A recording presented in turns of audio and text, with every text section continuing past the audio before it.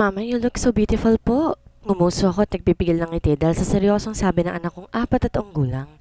His chocolate eyes are watching me. Ang mata niya naman niya sa papa niya. Thank you, baby. I messed his hair. He glared at me. Mama, I told you I'm not a baby anymore po. I chuckled. But you are still my baby. You want to get old right away? Taas kilig kong tanong. Yes po, so I can find papa po. He said coldly. Natigilan ako at para may kaanong kirot sa puso ko dahil sa sinabi niya. Umiwas ako ng tingin sa kanya at inabala ko na lang sa pag-ayos ang sarili. Pupunta kasi kami sa isang party ngayon. Inimbita ako ng mga kaibigan kong si Kiera. Pumayag ako para naman malibang ang anak ko lalo na't kababalik pa lang namin dito sa Pilipinas galing sa New York. I hid my son for someone. Are you ready? Your tita Ninang is coming. Sabi ko habang nakasquat sa harap niya at inaayos ang damit niya. Nakakaintindi siya ng Tagalog kahit konti, pero minsan nalilito siya. Habang nasa New York kasi kami, tinuturuan ko na siyang magtagalog para hindi siya mahirapan. Yes po, magalang pero malamig niyang sagot. Napabuntong hininga ako. Manang-mana talaga siya sa ama niya. Kahit sa itsura, magkahawig na magkahawig sila. Mama, you said that Papa lives here so we can find him, right po? He suddenly asked. I stilled because of his question. Biglang kumabog ang puso ko sa sobrang kaba. I know that his father lived here but I can't help but to feel so nervous. There are so many what-ifs in my mind. Yes, anak, but I don't know where his house is. Sagot ko. I'm sorry, baby, but I cannot tell you about your father. Hindi pwede, anak. Baka may asawa at anak na yun. Ayoko makasira ng relasyon ng iba. I can take care of you alone and we don't need your father. Wala na ako ibang sinabi sa kanya tungkol sa papa niya kundi ang pagkakahawig nila taga dito ang papa niya. I did not even tell him the name of his father. I felt so bad for hiding him the truth. Ayoko lang na masaktan ng anak ko. Tumunog ang cellphone ko dahilan para hindi na makasagot pa ang anak ko. Tumayo ako at tilapitan ang cellphone ko sa kama. Kira's calling. Hello. Lumabas ang anak ko ng kwarto ko. We are living in a condo. Wala akong bahay dito at niwala akong pamilya dahil kinuha na silang lahat ng Panginoon. I'm here at the parking lot na. Dito ka na lang ko hihintayin dahil nakakapagod pumunta there. She chuckled. Alright then, wait us there. Alrighty. She ended the call.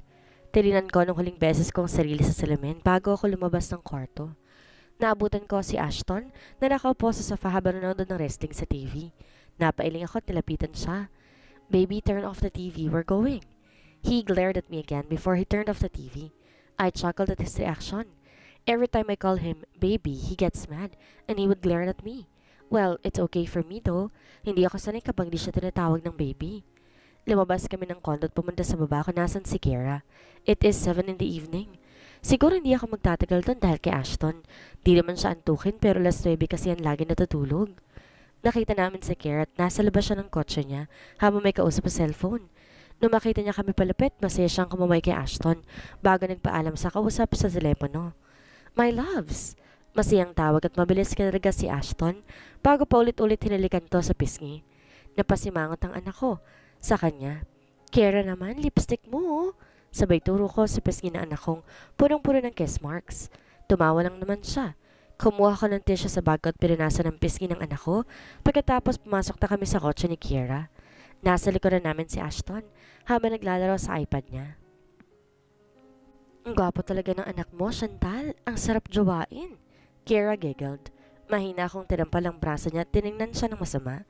Gaga, ang tanda mo na bata pang anak ko. She pouted. 23 pa nga lang ako eh. Ikaw nga 25 ka na. Aniya, ano naman ngayon? Eh di mas matanda ka pa sa akin? Baliw ka talaga. Ang anak ko ang tinutukoy ko, hindi ako. Umirap ako.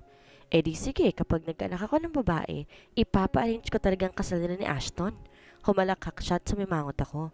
Hindi ako papayag na kontrolin ang love life ng anak ko, Kira. Aba naman, pusta ako. Magkakatuloy ng anak mo at anak ko in the future. Sana nga babae ang unang anak ko eh. Eh wala ka pang jowa, gaga? Ngumuso naman siya. Oo nga pala. Sabay kaming natawa. Nilingon ko si Ashton sa rear mirror na mukhang walang pakialam sa amin dahil busy pa rin siya sa iPad niya. Nakarating na kami sa hotel ko saan gaganapin ang engagement party ng kaibigan ni Kira. Zach Zubelda ang pangalan. Pamilyar din ang apelido niya sa akin pero hindi ko na maalala. Pagkapasok ko pa lang sa venue, medyo nagulat pa ako sa sobrang dami ng bisita. Sa suot pa lang nila, alam mo nang mayayaman na. Merong mga matatandang babae at lalaki. Meron din parang mga kaedad lang namin ni Kira. Meron din parang palang mga bata. Tara, doon tayo. Nandun ang ibang kaibigan ko. Ani Kiera. Pumunta kami sa table kung nasa ng mga kaibigan niya. Pinakilala kami ni Kiera sa kanila at agad naman nila kaming binati. Mukhang mababait naman sila. Isa-isa rin sila magpapakilala sa akin pero naagaw ni Asha ng atensyon na nandoon sa lamesa. Parang tuwang-tuwa pa silang makitang anak ko. Habang si Ashton naman halatang naiirita sa kanila. I leaned down to whisper, "Baby." Masama ang mukha niyang nag-angat ng tingin sa akin. "Po," malamig niyang sabi. "Give me your iPad." Sabay lahad ko ng kamay. Agad naman niyang ibinigay iyon sa akin. Tinago ko to sa bag ko dahil baka mawala pa niya dito. Si Kiera na ang kumuha ng pagkain para sa amin ni Ashton. Sinamahan siya ng ibang kaibigan dahil kukuha na rin pala sila ng pagkain. Nang makabalik sila, agad kami nagsimulang kumain. "Here, baby."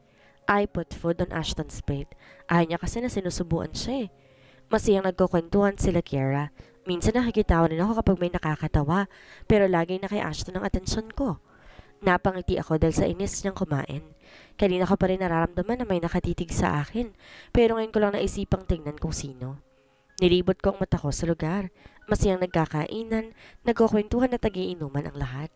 Pero napatigil ako nang nahanap ko ang mata ng kanina pang tumitingin sa akin. I stilled when I met his chocolate eyes. Para may nagkakarera sa puso ko habang nagkakatitigan kaming dalawa. Mula sa kinaupuan ko'y kitang seryoso niyang titig sa akin. Dashton. This is the first time that I saw him after 5 years. He looked more handsome than before. He is wearing a formal attire, bagay na bagay sa kanyang-kanyang malinis at halatang bagong gupit na buhok. I swallowed hard. Napaiwas ako ng tingin sa kanya nung kilabit ako ni Kiera at medyo nagulat pa ako na lingon ko siya. "Okay ka lang?" Nag-aalala niyang tanong. Tumango lang ako. Bumaba ang tingin ko sa anak kong nasa gitna naming dalawa ni Kiera na nanatiling kumakain. Hindi pa rin kumakalma ang puso ko sa sobrang kaba.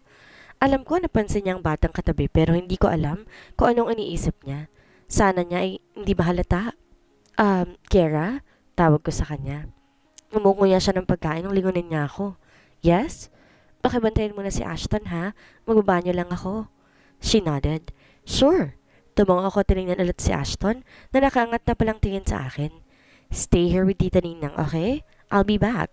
Paalam ko. He frowned but he nodded. "Okay po." I messed his hair before I stood up. Nagpaalma rin ako saglit sa kaibigan ni Kiera bago ako nagmamadaling hinanap ang banyo. Nung makita ko'y agad akong pumasok. Chinek ko isa-isang cubicle para tingnan kung meron tao kaya nakahinga ako ng maluwag nung wala akong nakita. Lumapit ako sa sink at nagugas ng kamay bago ko tingnan ang sarili sa salamin. Mabilis ang paghinga ko sa sobrang kaba. I took a deep breath and closed my eyes tightly. Oh God! Sana hindi niya halata. Sana hindi niya nakikita ang anak ko. Bulong ko. Idinilat ko ang mga mata ko tumingin ulit ng malalim. Nakita ko sa salamin na bumubukas ang pinto ng banyo. Nanlaki ang mata ko at napaatras bago ko nilingan ang pintuan na makita ko kung sino yon. "Dashton?" I whispered. Nakaramdam ulit ako ng kaba. Mas lalo akong kinakabahan nang marinig kong nilak niya ang pinto. Napatras ulit ako ng 2 beses na naglakad siya palapit sa akin. "What are you doing here?" "It's a girl's restroom. Nasa kabilang sa lalaki." Kinakabahan kong sabi. The side of his lips rose up when he noticed how nervous I am. Napahapak ako sa sink dahil sa pangatog ng tuhod ko. Diretsong kanyang tingin sa mga mata ko. "You look so nervous." Malamig niyang puna. Lihim akong huminga ng malalim at buong tapang siyang tilinan diretso sa mata. "Anong kailangan mo sa akin?" Para ako nakahinga ng maluwag dahil sa hindi ko pagkakaotal. Matunog siyang umisi. Humakbang siya palapit sa akin ng 2 beses kaya napaatrasin ako ng 2 beses. "Kailangan ko?" He looked at me from head to toe before he looked into my eyes again. "Wala." Tipid niyang dagdag. Matalim ko siyang tinignan. "Then why are you here? Are you following me?" Nagsimula ulit siyang humakbang sa akin habang nasa likod niya ang 2 kamay. Napatras ako pero napatigil na lang nang wala na akong maatrasan. Ilang dangkal na lang ang layo namin sa isa't isa at amoy na amoy ko na ang bango niya. Inilagay niya ang 2 kamay sa magkabilang gilid ko. Halos hindi ako makahinga lalo na nang yumuko siya para magpantay ang mukha naming dalawa. Konting galaw na lang mahahalikan na namin ang isa't isa. "Is this what you say to your ex after so many years you were gone?" Nangangatog ang tuhod ko at napaawang ang labi. Bumaba ang tingin niya sa mga labi ko. I can smell his breath and it smells so good. My eyes widened, dumigla niya akong siniil ng halik. Bakit niya ako hinalikan? Nagpumiglas ako. Pinagsusunto ko ang dibdib niya pero hinuli niyang dalawang kamay ko gamit ang isang kamay niya. When I felt his tongue slid inside my mouth, nanghihina ako. Gusto kong tanggalin ang pagkakahawak niya sa kamay ko, hindi ko magawa sa sobrang panghihina. Pinatong niyang kamay ko sa batok niya. He showered me with his kisses. Hindi ko na alam ang ginagawa ko sa sobrang pagkakalasing sa halik niya. I pulled his nape to kiss me more. I want him to kiss me more. I felt his one hand on my back and unzipped my dress. Hinayaan ko siya hanggang sa matanggal niya iyon. My dress slowly fell on the ground. Tanging panty at bra lang ang titira sa akin. He stopped kissing me. Dashton? Mahina't ramdam ko ang disappointment sa boses kong yun. He smirked and removed his coat and unbuttoned his polo. I bit my lower lip when I saw his body, his perfect chest, his six-pack abs. It is tempting me. Hinubad ang suot na pantalon dahilan para boxers na lang maiwan. I swallowed hard when I saw his turned-on friend. Kahit may boxer, alam kong malaki. Was this as big as before? I think it's bigger now. You're going to feel it, baby. Nag-init ang pisngi ko at nag-angat ng tingin sa kanya. Before I could say anything, he kissed me so deeply, so I immediately kissed him in return. And the next thing I knew, we'd do it inside the restroom, not caring if there are people waiting outside. All I think about is him, the man that I loved before, and the father of my son. Mabilis kong isinuot ang dress ko nung matapos kami. Sobrang bilis ang tibok ng puso ko. Baka hinahanap na ako ng anak ko. What just happened? Chantal, what are you thinking? Kita ko sa gilid ko nakatingin sa akin si Dashton. Mabilis ako lumapit sa sink at naghilamos. Di na ako nag-makeup at nagmamadali ako lumapit sa pinto. Pero bago ko pa buksan, hinawakan ni Dasha ng braso ko. Where the hell are you going? Galit niyang tanong. Talingnan ko siya ng masama. I stopped him before I left the restroom. Para ako nakahinga ng maluwag na makitang walang tao sa labas. Mabilis akong bumalik sa table namin. Nandito pa rin sila Kiera at ang anak ko naman tumitingin-tingin sa paligid. Mukhang may hinahanap. Baby, let's go. Nagmamadali kong sabi. Napaangat sila ng tingin sa akin. Ano nangyari sa'yo? Bakit para ka nagmamadali? Takang tanong ni Kiera. Napalunok ako at nag-init ang pisngi ko dahil naalala ko ang nangyari sa banyo.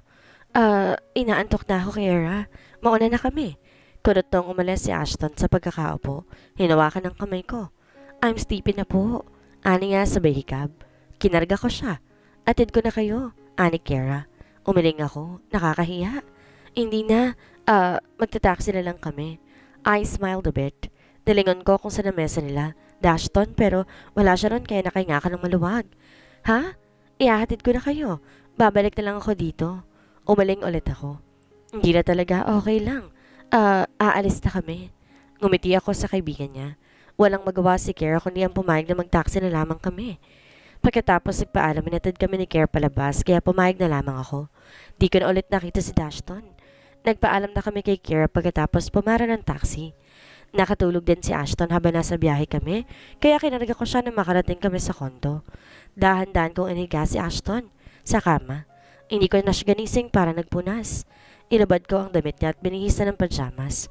Pagkatapos pumunta ako sa kwarto ko at pumasok ako sa banyo para mag-half bath. Habang nasa banyo ako, paulit-ulit bumabalik ang nangyari sa amin ni Dashton kanina.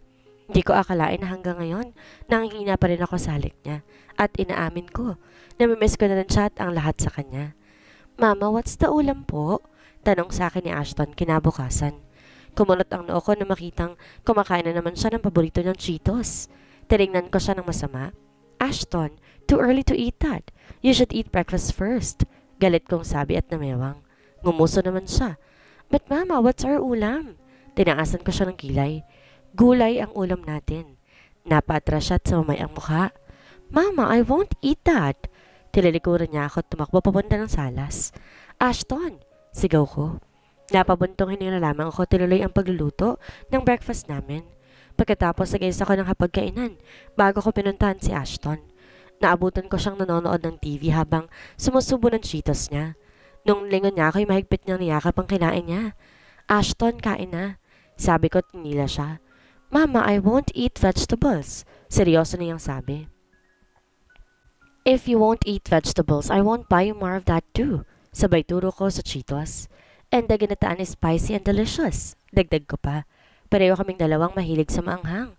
Yung papa niya ayaw na maanghang. Di daw siya nasasarapan kapag maanghang. Napabuntong hininga ko. Bakit palagi ko na lang sinasali ang papa niya? Heist. Konti lang. Nilagyan ko ng konting kulay ang pinga ni Ashton. Sobrang sama ng mukha niya. Hindi na maipinta. Pancake will do po, mama. Please? Pagmamakaawa niya. No. You're eating Cheetos and you should eat vegetables too. Seryoso kong sabit, wala siyang magagawa. Gusto ko maawa dahil napipilitan siyang kumain ng gulay. Kada subo niya, umingiwi siya. Para bang sobrang nakakadiri ang kinain niya. Nakatatlong subo lang siya ng kanin na may gulay. Pinainom ko siya ng gatas at pinalitan na lang ng pancake ang pagkain niya. Ako na rin umubos ang sobra niya. Pagkatapos namin kumain, piniligo ko na si Ashton. Wala akong ginagawa sa kondo buong araw kundi ang maglinis. Si Ashton naman nanonood ng TV, kundi naglalaro sa iPad. Ang gwapo ng baby kong matulog. I whispered and chuckled when I saw him, sleeping in the sofa. Kinuha kong iPad na nasa lap niya at pinatay. I kissed him on his cheek before I slowly carried him and headed my way to his room. I opened the door and went towards his bed. I slowly eased him down to bed, so careful not to disturb him from his deep sleep. I caressed his cheek. I felt sitting on my chest while watching his handsome face. He really looks like his father who knows nothing about him. I sighed and leaned down to place a kiss on his forehead. I closed my eyes when my lips met his skin. I love you so much, baby. Sorry kung tinatago kita sa papa mo. I just don't want you to get hurt. He probably had his own family now, and we do that at the restroom. Huwag kang mag-alala. Susubukan ko sabihin sa kanya. I kissed his nose. Tumayo ko ng maayos at pumuntong hininga bago umalis sa kanyang kwarto. Pumunta akong kwarto ko para maligo. Pagkatapos ko namang bihis, kinuha ko ang cellphone ko para tawagan si Kiera. Hello, Chantal. Masayang bunga niya sa akin. Kiera, pwede na ba ako magsimula bukas? Tanong ko. Ha? Oo naman no. Kahit kailan mo gusto, pwedeng-pwede. Sige, bukas na ako magsisimula. Paano si Ashton? Sinong magbabantay sa kanya? Tanong niya. Kukuha ko ng magbabantay sa kanya. Mamaya ata. Ako na ang kukuha. Chantal, may kakilala ko at sigurado mapagkakatiwalaan to. Sigurado ka? Oo naman. Ako to. Si Kiera na sigurado. She chuckled. Natawa na lang din ako sa kanya. O sige, hintayin mo mamaya Pupunta ka kasama yon. What? Busy ka? Baka busy ka ha? Duh, hindi no. Wala naman akong ginagawa at isa pa, pupunta naman talaga ako mamaya dyan. Siyempre, bibisitahin kong boyfriend ko. Sige, Gold. Napatampal ako ng noo. Gaga, wag mo nga maboboyfriend ng anak kong gaga ka? Inis kong sabi. Malakas siyang natawa dahilan para bahagya ako may rayo ang cellphone ko sa tenga. Kung pwede lang jawain ng papa niya, ginawa ko na. Pero dude, hindi ako talo. Sinong jawain mo? Kumunot ang noo ko na marinig kong boss ng lalaki na pumutol kay Kiera. What the? Chantal, tatawag ulit ako mamaya ha? Bye! Nagmamadali niyang paalam. Pinatay ang tawag. Kumunot ang noo ko habang nakatingin sa cellphone ko. Problema ng babaeng yun. Taka ang bulong ko. Sino kaya yung lalaki? Napapuntuhan niya ako at nagkibit na lang ng balikat. Wala naman sila sabi si Kiera na may jowa siya. Alas 5 ng hapon, dumating nga si Kiera kasama isang babae. Mukhang ito lang sinasabi niya magbabantay kanina. Aya, ito si Chantal. Siyang mama ng babantayan mo. Chantal, ito naman si Aya. Ito magbabantay sa anak mo. Malapad ng hiting pakilala ni Kiera. Naglahad ako ng kamay kay Aya habang nakangiti. Hi, I'm Chantal. Agad niya namang tinanggap at ngumiti rin. Aya po ma'am, excited na po akong alagaan ang anak ninyo. Excited niyang sabi. Oo nga pala, nasan ang boyfriend ko?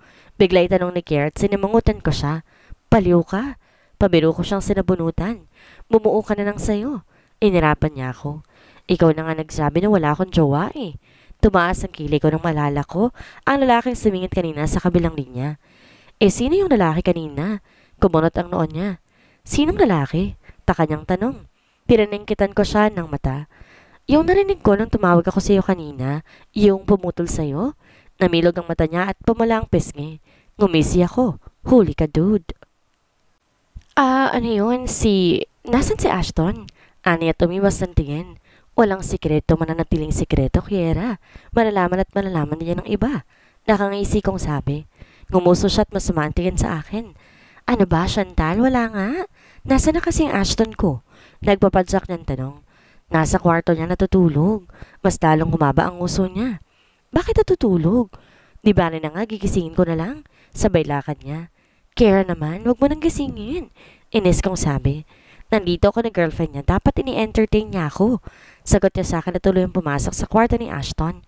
My loves, gising na baby ko. Sigaw niya. Napangiwi ako at napailing. Kailangan ko na atang dalhin yun sa mental. Narinig ko namang tumawa si Aya kaya nakangiti ako. Hayaan mo na yun, baliw yun eh. Sabi ko. Tara sa salas? Sige po ma'am. You're leaving po mama? Ibinalik ko ang lipstick ko sa bag at nalingon si Ashton. Kakagising lang din niya, si Aya naman. Nagluluto ng agahan pero hindi na ako sasabay sa kanilang kumain. Well, okay lang naman na malate ako sa trabaho pero gusto kasi maglibot sa hotel nila Kira. Never pa kasi ako nakapunta doon. Tinagaan ko ang anak ko. Yup, Ate Aya will take care of you while I'm working. Sabi ko at napahikab naman siya. Okay, what time will you be working po? Antok niyang tanong. Napahikab ako. Nahawa na ako sa antok ng batang to. Depende anak. Huwag kang pasaway kay Ate Aya mo ha? Yes po mama. Good. Ngumiti ako at nag-squat sa harapan niya. Where's my kiss? Niyakap niyang leg ko at tinilikan ako sa buong mukha ko.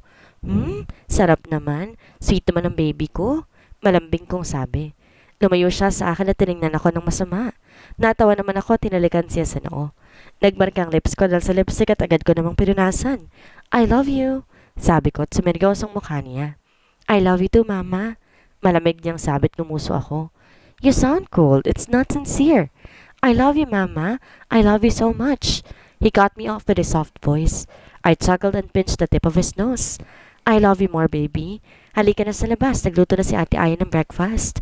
Nakasimangot siyang tumango. Tumayo ako at tinayos ang medyo nagusot kong skirt bago siya hinawakan sa kamay. Kinuha ko ang bag na dadalhin ko bago kayo maglabas palakas ng kwarto. Nabutan namin si Aya sa kusina na inaayos ang hapag namin. Ngumiti siya na makita niya kami. Good morning, Ate Chantal. Good morning, Ashton. She greeted us happily. Napangiti din ako. Good morning, Aya. Good morning po, Ate Aya. Malamig na bati ni Ashton pabalik. Ready na po ang breakfast, aniya. Tumango ako at pinapo si Ashton. Agad siyang inasikasa ni Aya at di mo na ako makakasabay sa inyong mag-breakfast ngayon ha. Kailangan ko na kasing umalis. Sabi ko tinanguan lang ni Ashton. Ay ganun ba ate? Sige ingat ka po. Ani naman ni Aya at gumiti. Ako tinilikan si Ashton sa pisngi. I'm leaving baby. He nodded pero masama ang muka. Okay po. While walking on the hallway, I called Gare to inform her that I'm coming. I'm already here na, duh. I am the owner's daughter so expect me to come in my office early because they don't want me late. Sagot niya sa sinabi kong pupunta na ako. I chuckled. Alright. Nang makarating ako ng parking lot, agad ako sumakay sa kotse ko. Pinaharurot pa alis. Actually, pwede naman ako magtrabaho bilang polis. Criminology kasi ang natapos ko pero simula nang mabuo si Ashton, parang ayoko na magtrabaho. Parang gusto ko lang siyang alagaan buong araw. Pero hindi po pwede. Nung nasa New York kami, nagtatrabaho ko doon pero hindi bilang polis. Kung hindi ako magtatrabaho, anong papakain ko sa anak ko? Nag-apply ako bilang katulong. Doon ko din nalamang buntis pala ako. Tinulungan ako ng amo ko at buti na lang mabait. Doon din ako. Kami ni Ashton tumira. Ayaw pa nga kami paalisin doon dahil napamahal na sila sa amin. Eh wala silang magawa.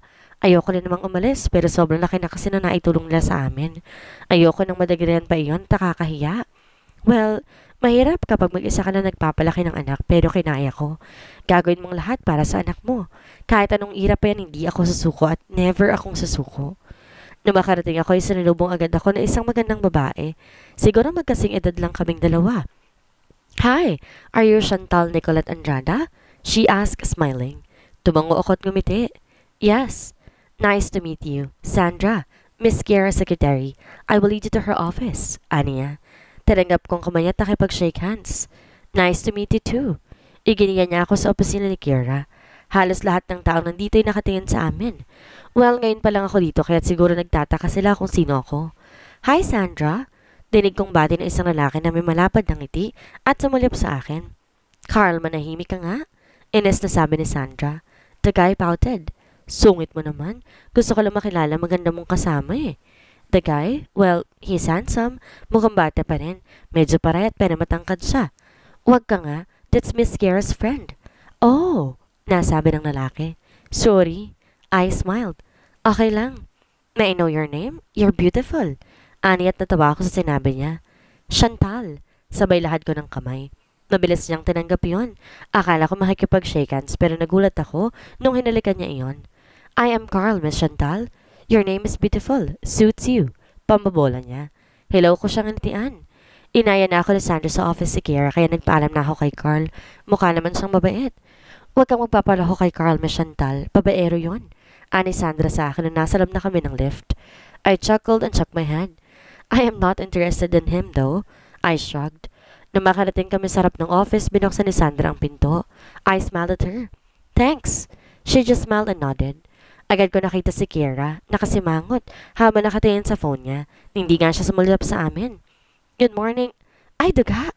Napatulan siya ng bahagya sa upuan niya. Chantal, ano ba? Nakakagulat ka. Ani niya tumayo. Good morning. I chuckled. Lumapit siya sa akin at nakipagbeso. Giniya ako pa upo sa sofa at nandito sa office niya. Nakasimangot ka sa cellphone mo. May problema ba? Tanong ko. Wala naman. Tumaas ang kilay ko. Bakit ka nauudal? Umiwas siya ng tingin. Wala naman. May kumatok sa pinto ng office niya kaya hindi na ako nakapagsalita. Sabay kaming napabaling ni Kiera sa pinto. Nagulat ako nang kusa din tong bumukas at bumunga na isang gwapong lalaki. Tinignan niya ako saglit bago ilipat ang tingin kay Kiera. Pero mas lalo ko nagulat na makita ko kung sino yung dalawang nasa likod niya. It's Dashton and Del. What the... Diretsong malamig na tingin ni Dashton sa akin. Parang sinaksak ang puso ko nung makitang nakahawak si Jel sa braso ni Dashton at may malapad ng ngiti. Pero agad ring nawala na nagtamang paningin namin dalawa. At kita kong gulat niyang makita ko rito. Bakit ako nasasaktan? Dapat mag-move on na ako. Dapat di na ako nasasaktan ng ganito. Jel was the reason why Dashton and I broke up. Well, habang kami pa ni Dashton, marami nagsasabi na girlfriend niya rin si Jel. Di ako naniniwala dahil sabi ni Dashton, kaibigan niya lang. I was jealous, alright, pero naniniwala ako sa sinabi niyang kaibigan niya lang. At sabi niya hindi ko dapat pagsilosan ng babaeng yon. But not until someone sent me a picture of them kissing. Hindi ko alam kung lasing ba sila or what, dahil sa background ng picture nasa isang bar sila. Hindi ko alam ang gagawin ko. Doon na ako nasaktan ng husto. I broke up with him. Hindi siya pumayag. He cried in front of me pero pinatigas ko ang puso ko. Palagi yung sinasabi wala silang relasyon and this time, hindi na ako naniwala. Alam niyo yung mas masakit? Yung sinabi niyang di dapat ako magselo sa babaeng yon at girlfriend niya na ngayon. Or probably a wife. Gusto kong mandiri dahil sa nangyari sa amin ni Dashton nung nakarang araw. Para niya akong kabit. Masisisi niyo ba ako kung siya lang kahinaan ko? Anong ginagawa mo rito? Nagising lang ang diwa ko dahil sa malakas na boses ni Kiera. Nilingon ko siya dahilan para mapaiwas ako ng tingin kila Dashton. I'm sorry for disturbing you, Kiera. Sabi ng isang lalaki at sumulyap sa akin. Gusto ko mainis kay Kiera dahil wala siyang sinabi sa akin na pupunta sila Dashton dito. Pero sa itsura pa lamang niya alam mo nang wala siyang alam na may bibisita sa kanya. Ang kapal naman ng mukha mo pumunta dito nang di nagre-reply sa mga text ko. Inis na sabi ni Kiera. What the heck? That's why I'm here. I am with Dashton, Jel. My phone is missing and now you'll text me so I came here. Wow naman. Boyfriend kaya ni Kiera? Wala akong pakialam. Di naman kita boyfriend. Napangiwi ako. Hindi boyfriend? May topak ata tong babaeng to eh. Umalis na nga kayo? Oo, galit ako at huwag mo muna akong susuyuin ngayon. Bakit naman kita susuyuin? Kakasabi mo lang na hindi mo ako boyfriend, right? Boom! Sa pool.